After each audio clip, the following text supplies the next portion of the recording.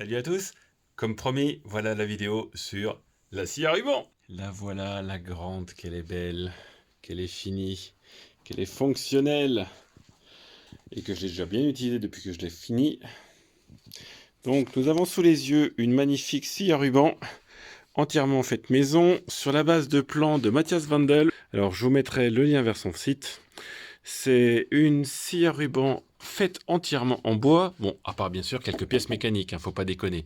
Pour ce qui est des capacités, en tenant compte de la protection, tu vois, j'ai 45,5 cm de capacité de coupe. Et au maximum du maximum, tu vois, j'ai quasiment 27 cm pour refendre. Et d'ailleurs, bien entendu, donc j'ai deux lames pour refendre. Une première de 20 mm de large sur 0,4 d'épaisseur et une de 25 mm d'épais sur 0,8 d'épaisseur. Donc d'ailleurs, en parlant du rayon de courbure, là, c'est une scie à ruban de 20 pouces de diamètre pour les roues d'entraînement, et 20 pouces ça fait 50 cm, d'accord, d'où le fait qu'on ait à peu près 50 cm de capacité de coupe. J'ai ici le carter de protection de la roue du dessus, le carter de protection de la lame qui peut descendre, okay, pour bien protéger la lame avec les galets d'entraînement et les patins de guidage.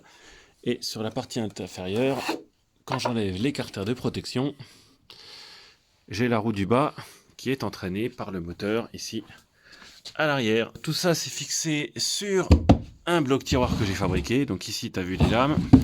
Et dans celui-là, j'ai une équerre. Je la pose soit dans ce sens-là sur la table, avec la petite tranche ici qui est une règle qui est bien rectifiée, aussi plane que possible, d'après mes instruments dont je dispose. Et une fois que c'est fixé des deux côtés, tu vois, ça bouge. Et à ce compte-là, après avoir mesuré l'épaisseur entre le guide et la lame, je peux me découper des tranchettes de l'épaisseur voulue, avec une machine qui fait pas trop de bruit et pas trop de poussière. Et puis si je veux refendre des planches, voire même aller jusqu'à faire des plaquages, et ben je peux refondre de ce côté-là, tu vois, sur toute la hauteur, grâce à cet équerre qui est en contreplaqué et en MDF, donc très stable par rapport à l'hygrométrie, et que j'ai bien poncé et raboté pour qu'elle soit nickel à 90 degrés. Le système de galets, j'ai rien inventé, c'est Mathias qui a fait les plans. Un roulement à billes qui va permettre de retenir la lame quand on coupe, et puis en bas ici des patins guide-lame en bois très dur. Donc tout ça bien sûr, comme tu peux le voir, il y a des vis partout, c'est ajustable, ce qui fait que je peux prendre des lames qui vont de quelques millimètres de large à jusqu'à 2,5 cm sur la même scie à ruban. Ok ? Et puis donc pour la simplicité, plutôt que de les faire en bois, ça va plus vite et puis je trouve que c'est propre. J'ai fait des petits boutons en imprimante 3D parce que j'aime bien ça. Puis une imprimante 3D, je trouve ça quand même assez génial comme outil. Parlons de levier, ici, tu as le mécanisme de tension, d'accord ? Le mécanisme de tension, en fait, il fait monter et descendre toute la roue sur une coulisse qui est ici, d'accord ? Donc quand tu tires, là il y a des ressorts en bois. 1, 2, 3, 4, 5. Et là, la lame elle est tendue. Et du coup, quand tu as fini, tu peux la détendre. 1, 2, 3, 4, 5. Voilà. Pourquoi je la détends ? Déjà parce que je l'utilise pas tous les jours, parce que ça me prend 3 secondes, et surtout parce que j'ai fait le radin. C'est les plans de Mathias, il demande à utiliser un axe plein de 25 mm. J'avais à la maison un tube creux de 25 mm, je voulais voir si ça marchait. Et puis pour l'instant, l'usage, ça marche bien. Il faut juste penser, tant qu'à faire, à détendre la lame avant et après utilisation. Le deuxième truc qui est vachement bien, du coup, c'est le mécanisme de tracking de la lame. Donc c'est ce dispositif-là qui permet de faire en sorte que ta lame, ou plutôt la partie de ta lame qui est juste derrière les dents, elle soit bien centrée sur ta roue d'entraînement. Sur la partie arrière, rien de spécial. Ça, c'est la fixation de l'axe sur l'arrière, avec toujours les carters de protection, le moteur qui est ici sur une platine que tu vois, qui est coulissance avec des charnières. Comme ça, en fait, tu n'as pas spécialement besoin de tendre la courroie du moteur, c'est le poids du moteur qui tend la courroie en permanence, même si celle-ci, elle vient se détendre un petit peu. Ça, c'est une idée à moi, tiens. Assez content. Et puis, du coup, si jamais je changeais de moteur, j'ai qu'à refaire d'autres trous sur cette planche-là, ou une autre planche, plutôt que de démonter tout ça, pour adapter un nouveau moteur. Et la cerise sur le gâteau, c'est ce que dans les plans, ils appellent les tronions. Donc les tronions, c'est un mécanisme de demi-cercle. T'en as un à l'avant, un à l'arrière, qui te permet d'ailleurs ensuite d'incliner ta table de l'angle que tu voudras pour faire les coupes que tu veux. Ça, je trouve ça très élégant comme mécanisme, qui surtout te permet de bien régler ta lame perpendiculaire à ta table.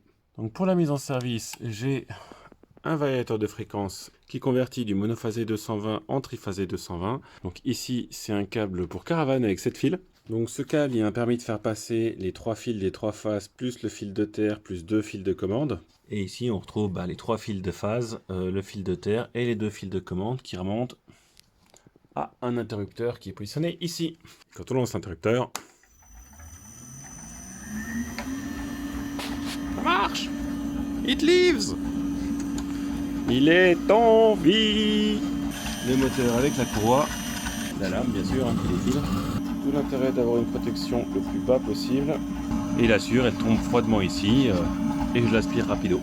Autre avantage, forcément je peux régler la vitesse de lame. Et le tout, bien entendu, sur des grosses roulettes. Enfin grosses, des petites roulettes. Avec un meuble qui a la bonne hauteur par rapport à la scie, par rapport au haut de la scie. Donc pour que ça passe quand même, comme tu peux le voir, hop, sous le tuyau d'évacuation qui passe en plein milieu du sous-sol. Les roues sont MDF pour la stabilité et l'équilibrage. Les poulies sont en contreplaqué de bouleau. À nouveau pour la solidité et la stabilité. La garniture de roue, c'est de la chambre à air comme dans les plans, j'ai rien inventé. Donc tout ça, mine de rien, ça pèse quand même le poids d'un âne mort. Il doit y en avoir au moins pour 70 kg là. Et puis ça se manipule quand même plutôt pas mal. Et ça m'a rendu déjà bien les services. Puis ça me rendra encore des services, notamment pour le prochain projet qui va être fait, tu l'imagines, avec tout ce bois-là. Donc cette petite scie, moi j'en suis extrêmement fier parce que c'est mon plus gros projet jusqu'à maintenant, en tout cas le plus compliqué. Ça m'a pris un temps de ouf. Entre le moment où j'ai commencé, je crois que c'était mi-août, et le moment où je l'ai fini, mi-octobre. Et ça m'a quand même pris l'équivalent de 150 à 160 heures, je crois. Donc ça fait quand même 20 jours à temps plein, hein. C'est un petit investissement en temps, mais tu apprends beaucoup de choses. Et puis dans l'absolu, c'est quand même un plaisir. Tu prends ton temps, tu fais 1 heure par-ci par-là, tu fais 4 heures un week-end quand on a envie, et puis tu arrives petit à petit, tu arrives au bout. Donc voilà pour la présentation. Je l'ai déjà utilisé plusieurs fois dans du sapin, dans du hêtre, dans du chêne, ça passe crème. Et donc pour moi le bilan de cette aventure, au-delà des vidéos de construction que je vais essayer de vous faire derrière, c'était de vous présenter ce truc-là, de vous donner les clés de combien ça coûte, etc. D'ailleurs, combien ça coûte? Eh ben, le moteur, j'en ai eu pour 50 € sur le Bon Coin. Le variateur, j'en ai eu pour 70 € sur eBay. Donc ça fait à peu près 120 balles. 120 balles, c'est le prix d'un moteur monophasé, neuf. Si tu en trouves un d'occasion, tant mieux.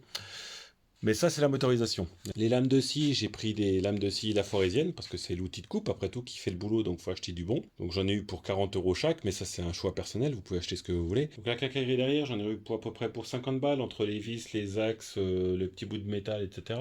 Du coup, hors moteur, hors lame, parce que là, chacun fera ce qu'il veut.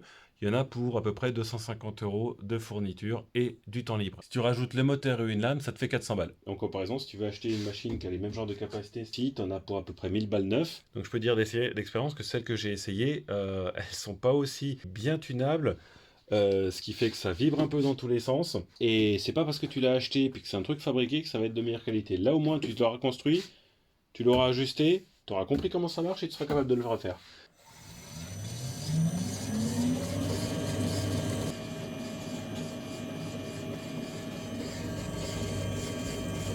Donc comme je le dis toujours, on a toujours le choix entre dépenser son temps ou son argent.